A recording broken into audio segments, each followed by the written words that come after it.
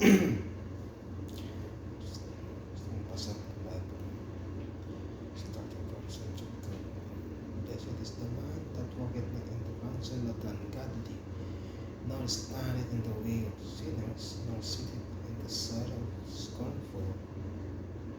Verse 2, but his delight is in the law of the Lord, and in his law do he meditate day and night.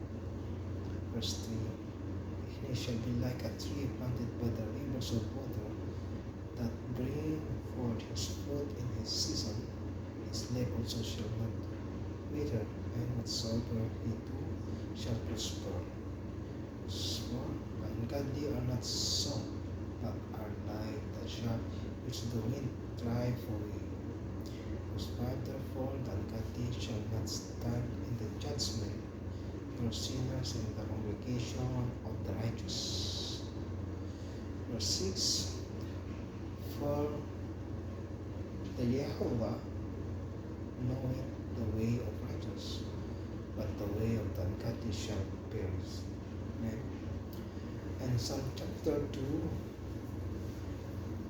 verse 1, why do the hidden wings of the people image vain thing?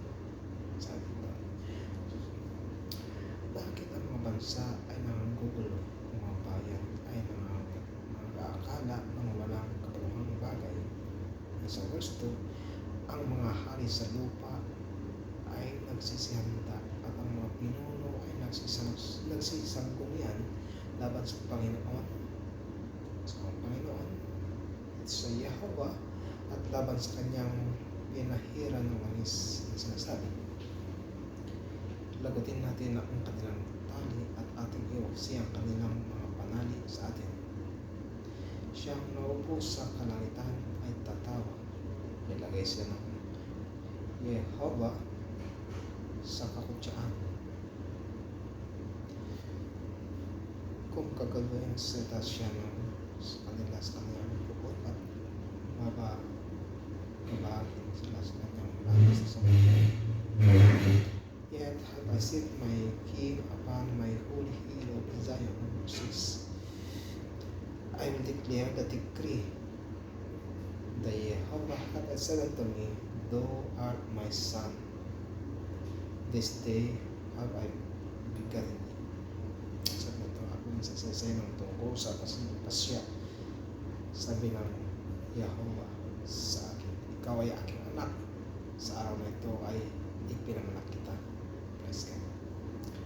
So, as of me, and I shall give thee the healing for thine inheritance, and the uttermost part of the earth for thy possession. Amen. So verse 8, tumingin ka sa akin at ibibigay ko sa iyo ang mga bansa na iyong pinakamana, at ang pinakatulong bahagi ng lupa ay iyong pinakaari.